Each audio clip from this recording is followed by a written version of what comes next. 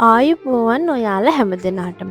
අද මම අරගෙන ආපු වීඩියෝ එක කලින් ඔයාලට අරගෙන එන්න ඕන වීඩියෝ එකක් වුණත් පරක්කු වෙලා හරි මට හිතුණා මේ වීඩියෝ එක ඔයාලත් එක්ක බෙදා ගන්න.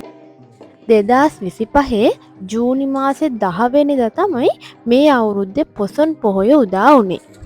මේ පොසොන් පොහොය මටත් විශේෂ පොහොයක් වගේම රට පුරාම පොසොන් සැරසිලි තිබුණා. කූඩු, තොරන්, දන්සැල් වගේම බොහෝ සැරසිලි තිබුණා. ඉතින් මෙදා සැරේ අපි පොසොන් පොහොයට ගියේ ශ්‍රී ජයවර්ධනපුර කෝට්ටේ පිහිටි ශ්‍රී සම්බුද්ධාලෝක විහාරයට.